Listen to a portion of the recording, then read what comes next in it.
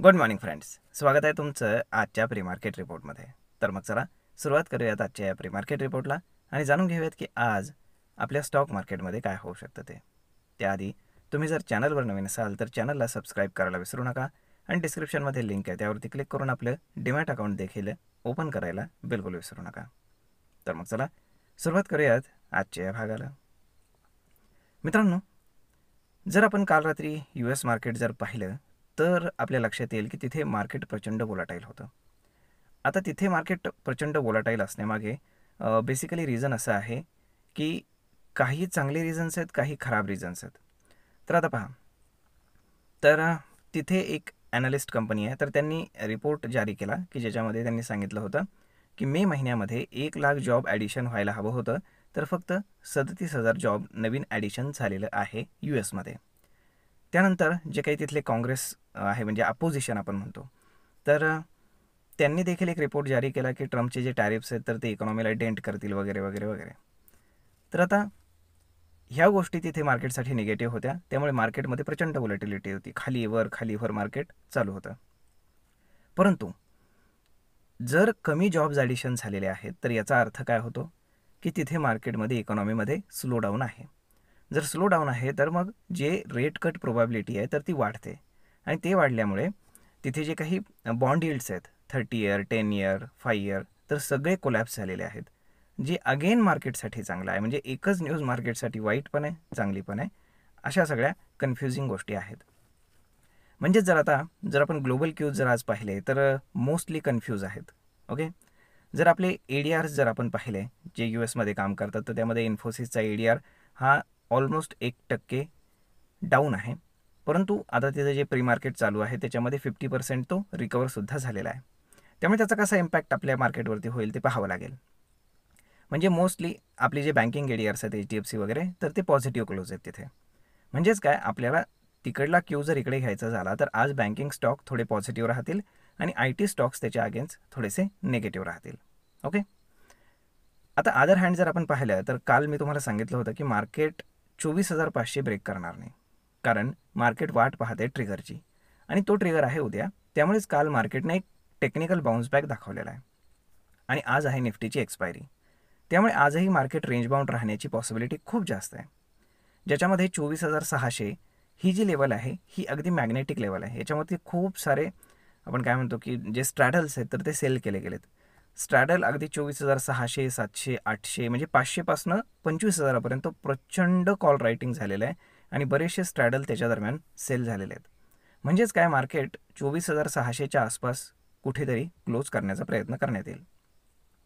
आणि दुसरी महत्त्वाची गोष्ट म्हणजे उद्या सकाळी 10:30 वाजता आहे RBIची मॉनिटरी पॉलिसी. म्हणजे उद्या सकाळी 10:30 वाजता आपल्याला जो काही इंटरेस्ट रेट डिसिजन आहे तो कळेल. म्हणजेच काय की उद्या मार्केटची ब्रेक ऑर मेक सिच्युएशन राहील. जर मार्केटला ब्रेक करायचा असेल तर उद्याचा दिवस आहे. मार्केटनं 24,500 जर ब्रेक केला तर मार्केट सरळ 24,000 आणि डाऊन साईडला 23,800 याच्या दरम्यानच येऊन थांबेल. तोपर्यंत मार्केटमध्ये कुठेही डाऊन साईडला मेजर सपोर्ट नाही आहे. आणि जर हायर साईडला जर ब्रेक करायचा असेल तर मार्केटला 25,100 ब्रेक करावा लागेल, तर मार्केट 25,800पर्यंत जाण्यासाठी तयार होईल. आणि कन्सॉलिडेशन बरंच झालेलं आहे. मे बी हा ट्रिगर पॉईंट उद्याचा ठरू शकतो की मार्केट वरती ब्रेक करणार की खाली ब्रेक करणार त्यासाठी. तर ते आता उद्या पाहूयात. आज स्टॉक स्पेसिफिक ॲक्शन चालू राहील, परंतु इंडेक्सला मॅनेज करण्याचा प्रयत्न हा नक्कीच केला जाईल. जर आपण आता लोकल क्यूज पाहिले तर लोकल क्यूजसुद्धा न्यूट्रल आहेत आणि ग्लोबल क्यूज जे आहे तर ते थोडेसे कन्फ्युजिंग आहेत. याच्यामध्ये ठीक 9 वाजता जापनीज जे काही बॉन्ड ऑप्शन आहे तर तो होणार आहे. म्हणजेच काय की तिथे बॉन्डला काय प्राईस मिळते त्याच्यावरती गोष्टी डिपेंड आहेत की ते जगावरती कसा इम्पॅक्ट करतील. ओके, म्हणजेच तिथे बॉन्ड यील्ड जर न्यूट्रल राहिला तर ते आपल्या मार्केटसाठी चांगलं आहे. बॉन्ड यील्ड जर वाढला ओके तर मग मात्र ते मार्केटसाठी निगेटिव्ह राहील आणि जर बॉन्ड यील्ड कमी झाला तर ते मार्केटसाठी अगेन पॉझिटिव्ह राहील. तर मग पाहूयात की 9 वाजता काय होतं ते. आता जर आपण कालचा FIS-DIचा डेटा जर पाहिला तर 3 ट्रेडिंग सेशन्समध्ये 12,000 कोटींचं सेलिंग केल्यानंतर काल FISनं 1,000 कोटींचं बाईंग केलेलं आहे आणि त्याच्या अगेन्स्ट डोमेस्टिक इन्स्टिट्यूशन्सनं सुद्धा 2,500 कोटींचं बाईंग केलेलं आहे. म्हणजेच काय, ही एक गोष्ट आपण थोडीशी पॉझिटिव्ह म्हणू शकतो. आता जर आपण ओपन इंटरेस्टच्या हिशोबाने कॅल्क्युलेशन केलं तर मार्केटमध्ये 25,000पर्यंत अगदी 24,600 ते 25,000पर्यंत प्रचंड कॉल रायटिंग आहे. त्यामुळे मार्केटला एवढं इझिली तर वर जाऊ दिलं जाणार नाही आहे. आणि आज एक्सपायरी असल्यामुळे मार्केटमध्ये सगळे प्रीमियम्स खाण्याचं काम होईल. आणि शिवाय त्याच्यावरती अजून इंडिया विक्स जो आहे तर तो रोज आता पडतो आहे. त्यामुळे त्याचा फायदा ऑप्शन रायटर्सना होतो आहे. आणि उद्या नवीन दिवस आहे. ओके, त्यामुळे उद्याचा दिवस हा वोलाटाईल राहू शकतो आणि उद्या मेक ऑर ब्रेक सिच्युएशन राहू शकते. त्यामुळे थोडीशी काळजी घ्यायला हवी. त्यामुळे आज घाई गडबडीमध्ये कुठलाही ट्रेड घेऊन उद्यासाठी जाऊ नका.